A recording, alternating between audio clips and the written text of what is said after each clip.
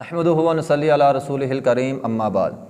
عن ابی موسیٰ عبداللہ بن قیس رضی اللہ تعالیٰ عنہ بیان کرتے ہیں قال سئل رسول اللہ صلی اللہ علیہ وسلم، عبداللہ بن قیس رضی اللہ تعالیٰ عنہ بیان کرتے ہیں نبی علیہ الصلوۃ والسلام سے سوال کیا گیا عن الرجل یقاتل شجاعۃ، نبی علیہ الصلوۃ والسلام سے ایسے آدمی کے بارے میں سوال کیا گیا جو قتال کرتا ہے، لڑائی کرتا ہے، اور لڑائی کرنے کا مقصد اپنی بہادری دکھانا ہے، اپنی شجاعت دلیری کے لیے وہ لڑتا ہے تاکہ لوگ مجھے بہادر کہیں، مجھے دلیر کہیں، اس کام کے لیے لڑائی کرتا ہے۔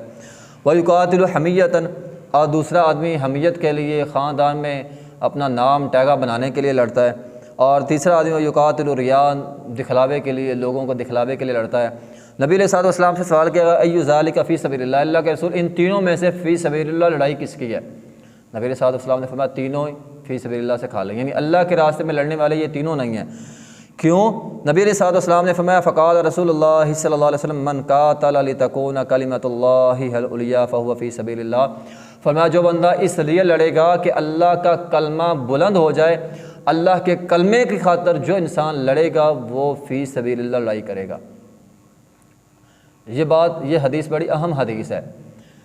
دیکھیے شہادت یا اللہ کے راستے میں قتال کرنا، جہاد کرنا، اس کی بڑی فضیلت ہے، قرآن میں اس کی بڑی فضیلت ہے، احادیث میں اس کی بڑی فضیلت ہے۔ یہ عظیم کام ہے، عظیم کام اللہ عظیم لوگوں سے لیتے ہیں۔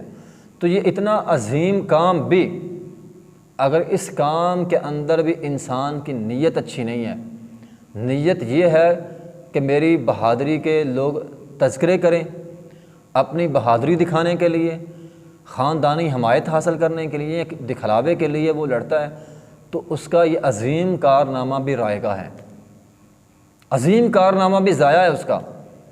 وہ شہید اس لیے ہوا، نبی علیہ الصلوۃ والسلام نے فرمایا اللہ شہیدوں سے جہنم کا آغاز کریں گے۔ کیوں؟ اس نے شہادت دنیا کے دکھلاوے کے لیے کی تھی تاکہ دنیا میں اس کا نام ہو، اس لیے اللہ تعالیٰ نے اس کی جان اس نے جو دی ہے وہ قربانی بھی اس کی رائگاں ہے۔